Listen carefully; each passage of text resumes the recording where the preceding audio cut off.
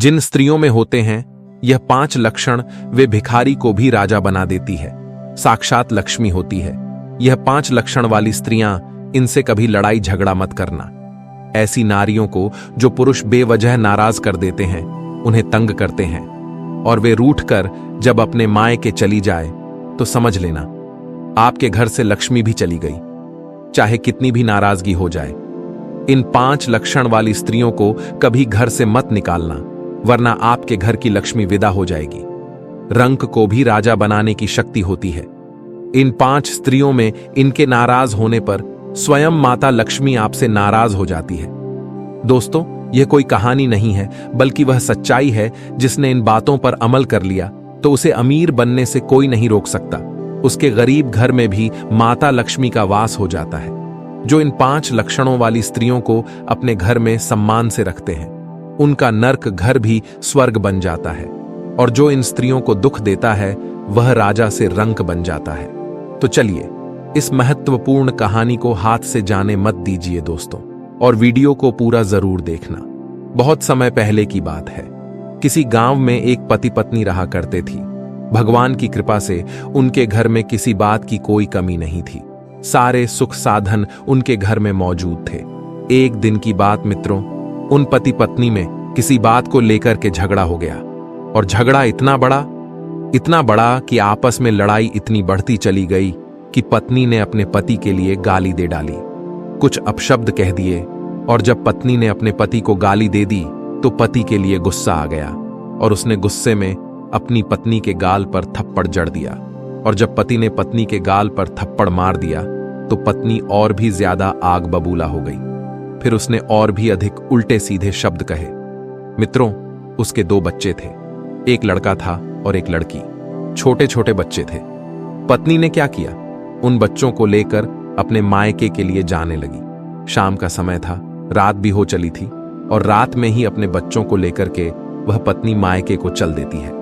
पत्नी जब मायके जाने के लिए गांव से बाहर निकलती है तो मित्रों रात हो चुकी थी। आगे ब्याबान जंगल था। जब जंगल में पहुंची तो उसी जंगल में एक साधु अपने आश्रम पर रहते थी। वह साधु महाराज अभी तक अपने आश्रम पर जाग रहे थी और टहल रहे थी। तो उन्होंने देखा कि इतनी रात में एक स्त्री 2 बच्चों को लेकर जंगल की तरफ जा रही है। अरे, यह कहां जा रही है और क्यों जा रही है, इसका क्या कारण है? तब साधु ने विचार किया कि अगर हम इसको रोकेंगे तो यह समाज उल्टा सीधा हमारे बारे में सोचेगा कि एक साधु रात में स्त्री से बात कर रहा था। अगर नहीं रोकते हैं तो यह बेचारी अपने बच्चों सहित किसी बड़ी मुश्किल में फंस जाएगी, और निश्चित रूप से इस पाप के भागी हम बन जाएंगे कि मैंने इसे आगे जाने से क्यों नहीं रोका। भगवान को जाकर मैं क्या जवाब दूंगा? यही सोचकर साधु ने उसे रोक लिया और कहा कि पुत्री, तुम इतनी रात को कहां जा रही हो? तुम्हारे पास में यह 2 छोटे छोटे बच्चे हैं और तुम बेधड़क होकर के चली जा रही हो। मुझे साफ साफ बताओ, तुम्हें क्या परेशानी है? क्या पति से कोई लड़ाई झगड़ा हो गया है या फिर कोई और बात है? दोस्तों, साधु के पूछने पर उस स्त्री ने सारी बात सच सच बता दी और कहा कि आज हमारे पति ने मेरे गाल पर थप्पड़ मार दिया। अब मैं अपने पति के साथ कभी नहीं रहूंगी। मैं अपने मायके जा रही। दोस्तों, साधु ने समझाया कि देखो बेटी, तुम्हारे पति ने थप्पड़ ही तो मार दिया है और तुमने भी उसे गाली दी थी। इतनी सी बात पर तुम्हें इतना गुस्सा नहीं करना चाहिए, और गुस्से में तो तुम अपने बच्चों को लेकर के रात्रि में जंगल के रास्ते से जा रही हो। आगे तुम्हें यह नहीं मालूम कि कितने मांसाहारी जंगली जानवर रहते हैं जो कितने खतरनाक हैं तुम्हारे साथ। कोई अनहोनी हो सकती है, वे तुम्हें और तुम्हारे बच्चों को मार सकते हैं, तुम्हारी जिंदगी को भी ले सकते हैं, तुम्हारे बच्चों को भी हानि पहुंचा सकते हैं। क्या यह सोचकर तुम्हें डर नहीं लगता?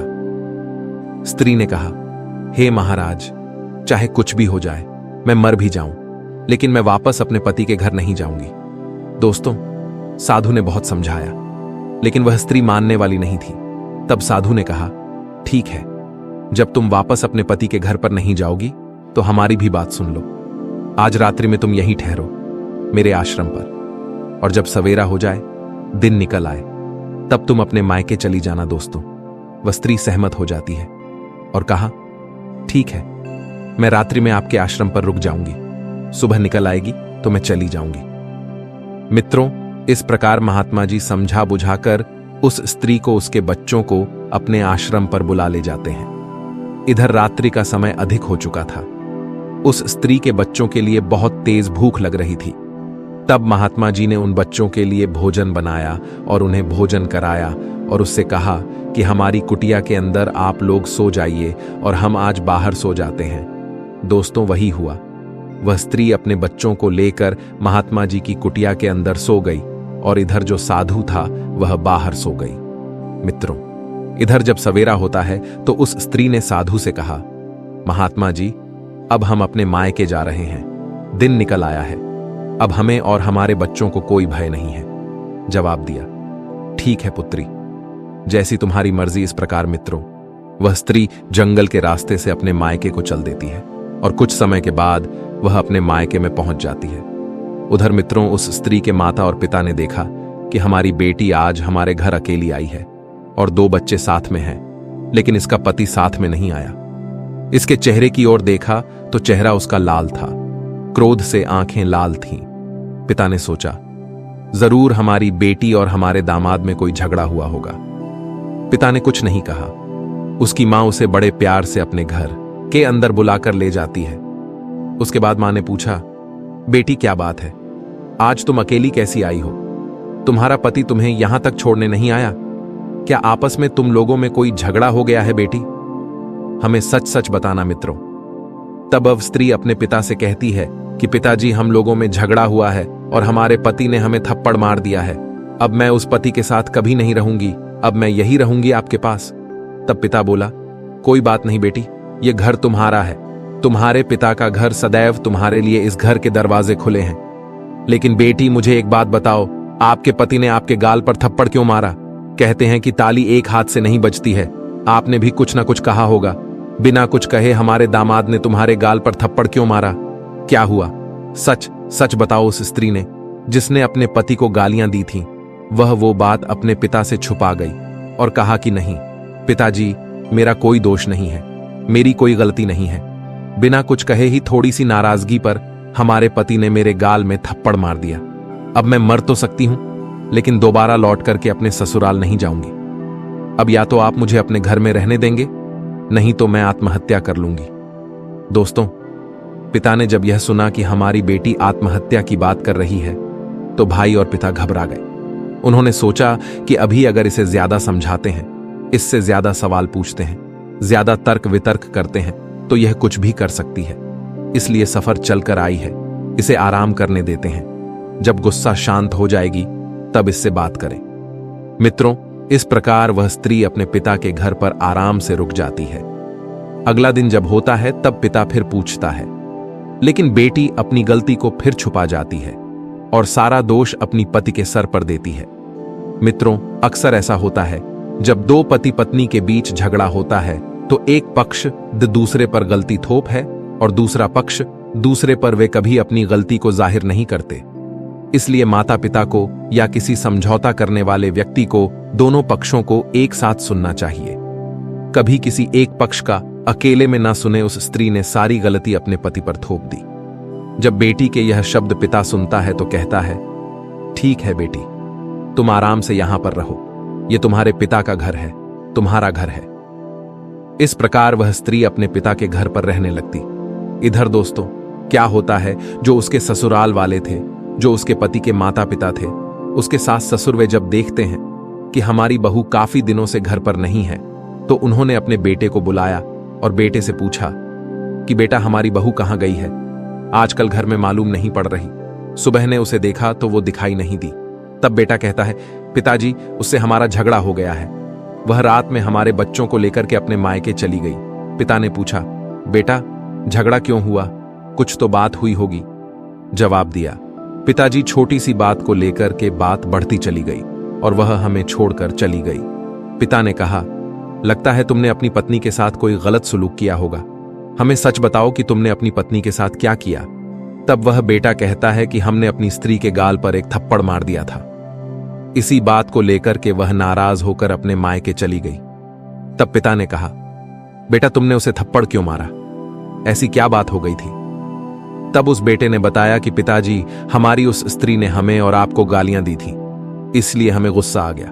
और हमने थप्पड़ दिया। पिता ने समझाया, बेटा तुमने गलत किया है, तुम नहीं जानते हो। स्त्री घर की लक्ष्मी होती है और जिस घर में स्त्री नहीं होती है वह घर घर नहीं होता, बल्कि शमशान होता है। उस घर में कुछ भी आगे हादसा हो सकता है, कोई भी बड़ा नुकसान हो सकता है। इसीलिए घर की गृहिणी जो लक्ष्मी होती है उसके साथ गलत व्यवहार नहीं करना चाहिए। तुमने उसके साथ गलत किया। वो गुस्सा होकर के अपने मायके चली गई। एक काम करो बेटा, तुम जाकर के अपनी पत्नी को अपनी ससुराल से बुला लाओ। मुझे अपने बहू के बगैर अच्छा नहीं लग रहा है। ये घर नहीं दिख रहा है। बेटे ने कहा, पिताजी उसने हमें गालियां दी और आप कह रहे हो कि उसे बुला लाओ। मैं कैसे बुला ला? स्त्री घर की लक्ष्मी होती है, ये मैं भी मानता हूं, लेकिन उसमें लक्ष्मी वाले काम ही नहीं किए। वह तो कुल्लनी है, उसने मुझे गालियां दी हैं। उसके अंदर तो कोई भी लक्ष्मी वाला चरित्र हमें नजर नहीं आया। अरे पिताजी, आप नहीं जानते हैं, वह किसी का सम्मान करना नहीं जानती है। वह आपका भी सम्मान नहीं करती है, वह आपकी सेवा नहीं करती है। अगर हमारा कोई मिलने वाला दोस्त आ जाता है तो वह घर में क्लेश करती है, बेवजह बड़बड़ाने लगती और उनसे जलने लगती है। अब पिताजी आप ही बताइए, मैं एक आदमी हूं, घर से बाहर रहने वाले व्यक्ति के कुछ व्यवहारी लोग भी होते हैं। कहां क्या करना है यह मदद हमें हमारे दोस्तों से ही मिलती है।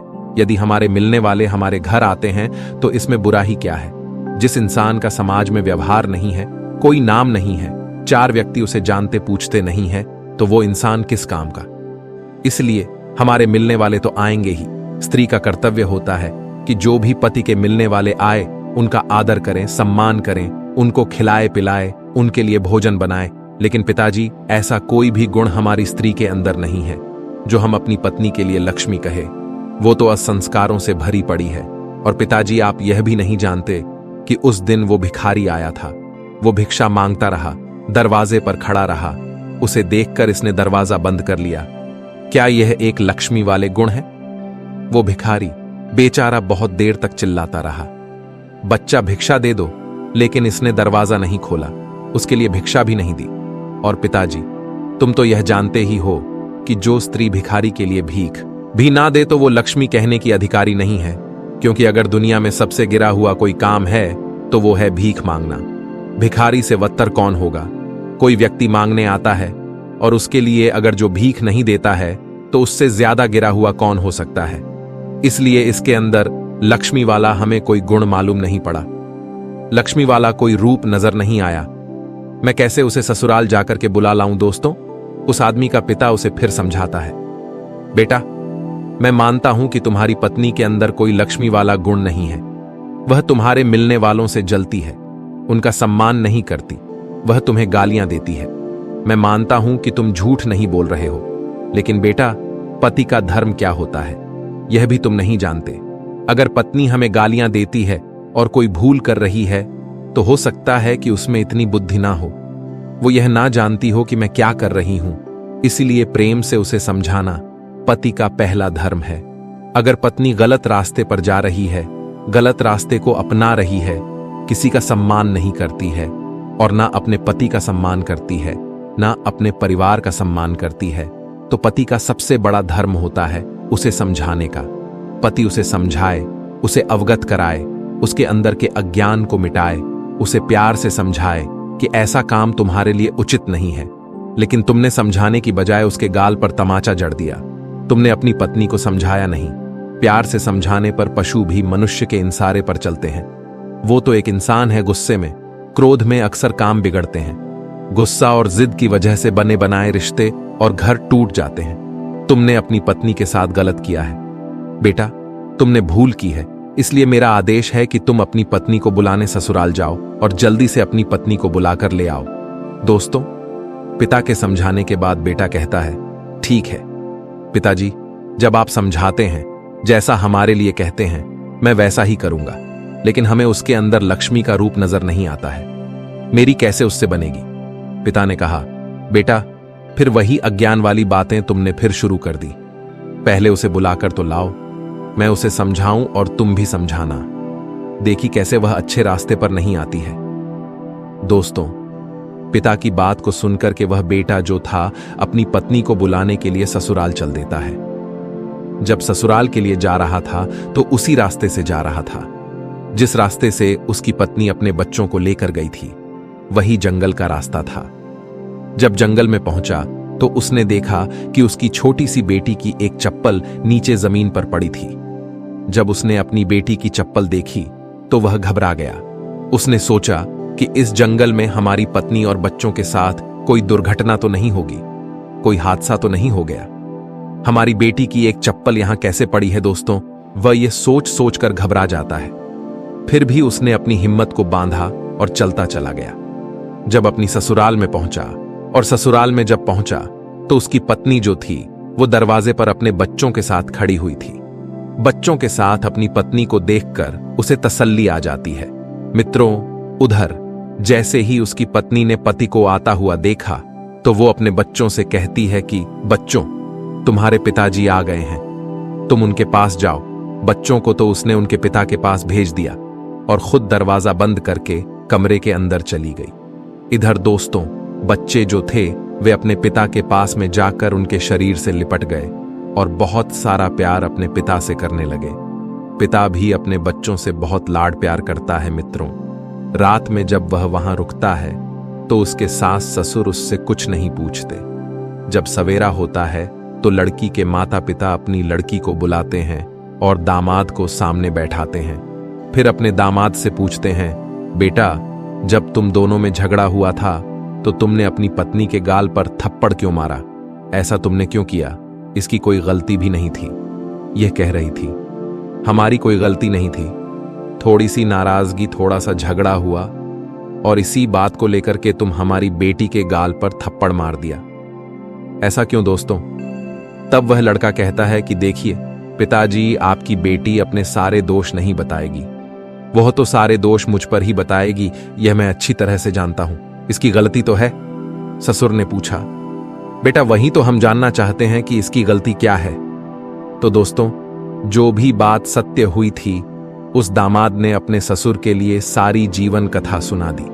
थोड़ी सी बात को लेकर के झगड़ा हुआ और इसने हमें गालियां दी, और जब इसने गालियां दी तब मुझे गुस्सा आ गया, मैंने थप्पड़ मार दिया। पिताजी, आप ही बताइए। कहते हैं कि स्त्री घर की लक्ष्मी होती है और जब लक्ष्मी भी पति का सम्मान ना करे, गालियां दे, तो इससे गलत बात और क्या होगी, इसलिए मैंने थप्पड़ मार दिया।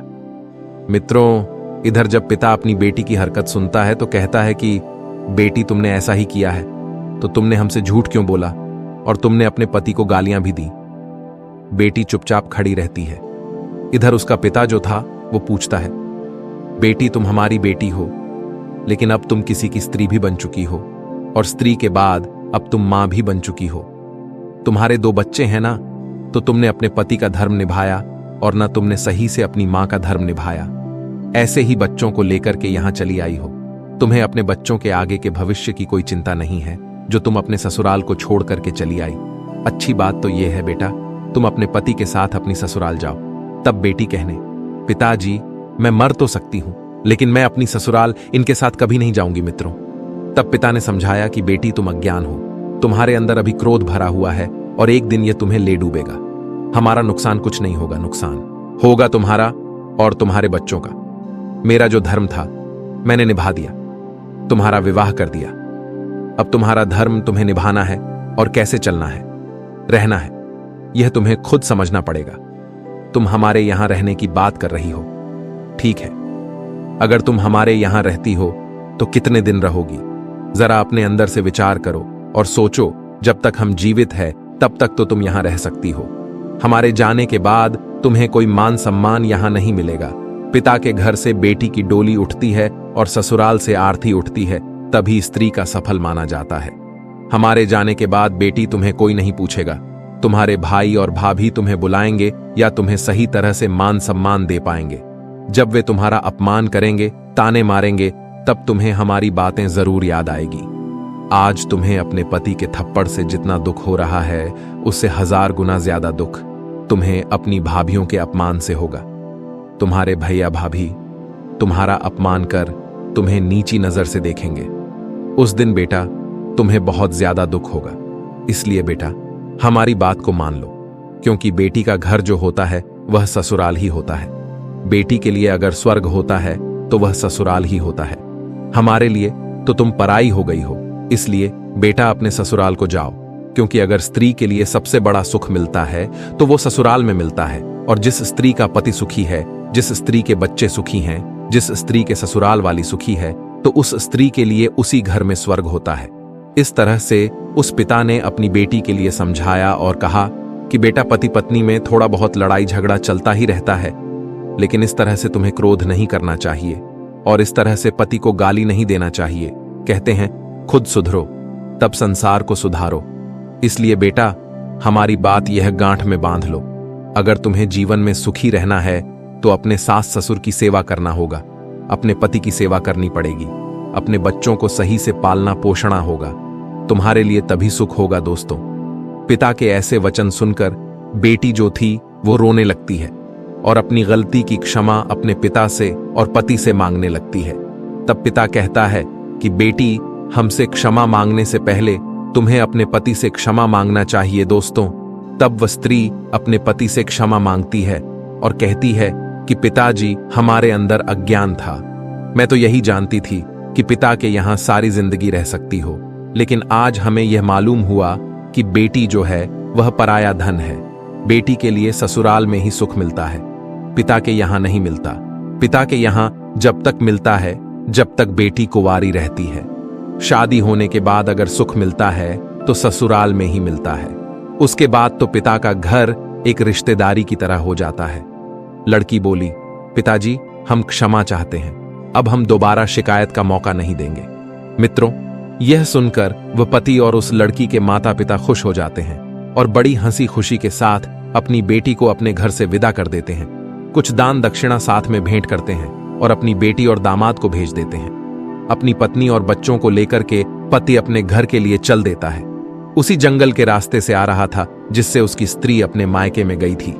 आगे चलकर के दोस्तों, पति पूछता है कि हमें अपनी बेटी की चप्पल यहां मिली थी तो मैं उसे देखकर एकदम घबरा गया था, ऐसा क्यों हुआ? तब वह स्त्री कहती है, हे स्वामी, मैं उस दिन रात में आ रही थी तो एक साधु ने मुझे रोक लिया और जब सवेरा हुआ तब मैं वहां से आगे के लिए गई। जाते समय साधु ने कहा था, बेटा, जब तुम कभी भी जिंदगी में लौटकर अपने ससुराल जाओ तो हमसे मिलकर जाना। तब पति कहने लगा, ठीक है, चलो महात्मा जी से मिलकर चलते हैं, क्योंकि वो आश्रम रास्ते में पड़ता है।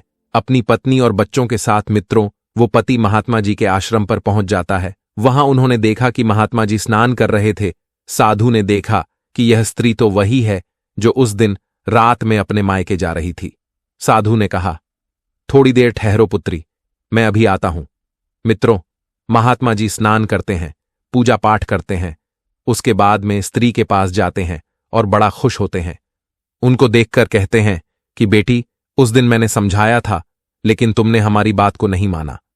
तब वो स्त्री महात्मा जी से क्षमा मांगती है और कहती है, हे महाराज, हमसे गलती हो गई और क्रोध में आकर के मैं अपने मायके चली गई, लेकिन हमें आज मालूम हुआ आप सत्य कह रहे थे कि स्त्री के लिए स्वर्ग उसका पति और उसके ससुराल दोनों होते हैं। तब महात्मा जी समझाते हैं और कहते हैं कि बेटी, मैं तुम्हारे लिए 5 बातें बताता हूं और तुम इन 5 बातों को अपने जीवन में याद रखना। इन 5 लक्षणों वाली स्त्रियां जो होती हैं उन्हें लक्ष्मी का रूप माना जाता है और उन्हें लक्ष्मी का दर्जा जरूर मिलता है। स्त्री ने पूछा, हे महात्मा जी, वह 5 लक्षणों वाली स्त्रियां कौन कौन सी होती हैं जिन्हें लक्ष्मी का रूप माना जाता है? तब साधु कहता है कि देखिए बेटी, वो 5 लक्षणों वाली स्त्रियां यह है, मैं तुम्हें बताता हूं और यह 5 बातें तुम अपने जीवन में याद रखना, कभी तुम्हें ससुराल से दुख नहीं मिलेगा। दोस्तों, तब साधु कहता है, पहले लक्षण वाली स्त्री वह होती है जो सुबह उठकर स्नान करती है, पूजा पाठ करती है और पूजा पाठ करने के बाद में फिर अपना घर का कामकाज करती है और अपने बच्चों को देखती है और उनको सही तरह से साफ सफाई से रखती है, फिर उनके लिए स्कूल भेजती है। ये होती है पहले लक्षण वाली नारी। कहते हैं कि जो स्त्री सुबह उठकर स्नान ध्यान करती है, पूजा करती है और घर की साफ सफाई रखती है, तो उस घर में लक्ष्मी का वास होता है। लक्ष्मी भी उस नारी से प्रसन्न रहती है और उस घर में कभी गरीबी नहीं आती। दोस्तों, दूसरे लक्षण वाली स्त्री बताते हुए साधु कहता है, देखिए पुत्री, दूसरे लक्षण वाली स्त्री वो होती है जो स्त्री अपने पति का, अपने सा ससुर का, अपने परिवार का, अपने बच्चों का ध्यान रखती है, हमारे बच्चे दुखी तो नहीं है? हमारे बच्चों के पास में किसी बात की कोई कमी तो नहीं है? किस चीज की जरूरत है? हमारे पति क्या चाहते हैं? कहीं वो भूखे प्यासे तो नहीं है? हमारे सास ससुर भूखे प्यासे तो नहीं है? उनका जो हर समय ध्यान रखती है, उस स्त्री के लिए लक्ष्मी का रूप माना जाता है और लक्ष्मी उससे सदैव खुश रहती है। जो स्त्री अपने बच्चों का, अपने पति का, सास ससुर का ध्यान नहीं रखती है, तो लक्ष्मी उससे रुष्ट हो जाती है और उसके घर को छोड़ करके चली जाती है, जिससे उस घर में गरीबी आ जाती है।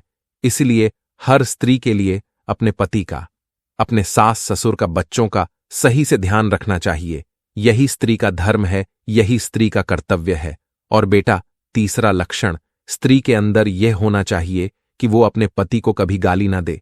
जो स्त्री अपने पति को कभी गाली नहीं देती है, उसका सम्मान करती है और परिवार वालों का, सास ससुर को कभी गाली नहीं देती, किसी को अपशब्द मुंह से नहीं निकालती, उसका सम्मान करती है, तो वो स्त्री लक्ष्मी का रूप मानी जाती है। और जो स्त्री अपने पति को गालियां देती है, अपने सास ससुर को गालियां देती है, अपने परिवार के लिए अपशब्द बोलती है, तो उस स्त्री के लिए लक्ष्मी का दर्जा कभी नहीं मिलता और समाज में भी अपमानित होना पड़ता है। इसलिए हर स्त्री के अंदर यह लक्षण होना चाहिए कि किसी को भी गाली ना दे, सबके साथ मीठा व्यवहार करें और सबके साथ अच्छा बर्ताव करें। ऐसी स्त्री के लिए ही लक्ष्मी का रूप मिलता है। चौथी लक्षण, स्त्री वो होती है जो स्त्री घर आए, अतिथि का सम्मान करती है, भिखारियों को भीख देती है, वही स्त्री लक्ष्मी का रूप कहलाती है। बेटा, जो स्त्रियां घर आएं, अतिथि का सम्मान नहीं करती हैं, उनके लिए खाने पीने की नहीं पूछती, भिखारी को भी भीख नहीं देती, भिखारी चाहे दरवाजे पर चिल्लाता रहे, निराश होकर लौट जाए, तो समझ लो कि उस घर में लक्ष्मी कभी नहीं आती। उस स्त्री से लक्ष्मी भी क्रोधित हो जाती है और उसका घर कंगाल बन जाता है। इसलिए यह लक्षण स्त्री के अंदर होना चाहिए। और बेटा, अंतिम पांचवा लक्षण यह होना चाहिए कि सुबह जल्दी उठना। जो सुबह 4 बजे उठ जाते हैं और अपने घर का काम कर लगती हैं, साफ सफाई कर बर्तनों साफ करती, तो उस घर में लक्ष्मी का वास हो जाता है और उस घर से कभी लक्ष्मी नहीं जाती। उस स्त्री के लिए लक्ष्मी का रूम माना जाता है।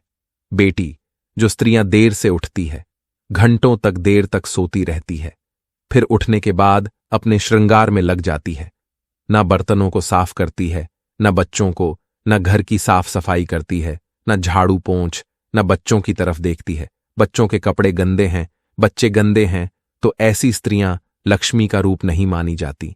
ऐसी स्त्रियां कुलनी का रूप मानी जाती है। बेटा, ऐसी स्त्रियां जिस घर में होती है, तो उस घर में लक्ष्मी कभी नहीं रहती। वे घर गरीब हो जाते हैं और उस घर में कभी सुख और शांति नहीं आती। इसलिए बेटा, अंत पांचवा लक्षण भी हर स्त्री के अंदर होना चाहिए कि सुबह देर से ना उठे, जल्दी उठे और अपने घर की साफ सफाई करें, झाड़ू लगाए और बर्तनों को साफ करें और अपने बच्चों को कभी गंदा ना रखें, उनकी साफ सफाई के बारे में हर समय सचेत रहे। इस तरह से महात्मा जी स्त्रियों के बारे में जो लक्ष्मी का रूप होती है, उनके बारे में 5 लक्षण उस स्त्री को बताते हैं। वह स्त्री हाथ जोड़ करके महात्मा जी से क्षमा मांगती है और कहती है, महाराज जी, आपने स्त्रियों के अंदर ये जो 5 लक्षण बताए हैं, ऐसी नारी लक्ष्मी का रूप होती है। तो आज के बाद यही 5 लक्षण मैं अपने जीवन में अपना आंगी और इसी तरह से मैं भी अपने घर जाकर के अपने अंदर यह 5 लक्षण का पालन जरूर करूंगी। मैं भी अपने साथ ससुर की सेवा करूंगी। दोस्तों, महात्मा जी यह सुनकर बड़े खुश हो जाते हैं और उसके बाद साधु से आज्ञा लेने के बाद वो स्त्री अपने पति के साथ अपने ससुराल चली आती है और अपने सास ससुर के पास जाकर के उनके चरणों में गिर जाती है और उनसे क्षमा मांगती है। कहती है, पिताजी, आज के बाद मैं कभी रुष्ट होकर के अपने मायके नहीं जाऊंगी, आप लोगों की सेवा करूंगी, अपने पति की सेवा करूंगी। दोस्तों, उसके बाद में वे 5 लक्षण अपने अंदर वह स्त्री धारण करती है और खुशी खुशी अपने सास ससुर पति के साथ में अपनी जिंदगी को आनंद से व्यतीत करने लगती है। धीरे धीरे उसके घर में सुख शांति स्थापित हो जाती है और किसी भी चीज की कोई कमी नहीं रहती। मित्रों, पुरुषों के ये 5 लक्षण अपने अंदर धारण करना चाहिए और पति के लिए भी अपनी स्त्री का कभी अपमान नहीं करना चाहिए। अगर स्त्री गलत रास्ते पर भटक रही है तो पति का कर्तव्य होता है कि उसे समझाए, बल्कि उसका कर्तव्य यह नहीं है कि वो उसे मारे पीटे। तो दोस्तों, मैं उम्मीद करता हूं यह कहानी जरूर आपको कुछ सीख देकर गई होगी। तो चलिए, अपनी कीमती राय कमेंट में भेजिए। मिलते हैं आपसे अगली कहानी में एक और चर्चा के साथ। आप सभी का बहुत बहुत धन्यवाद।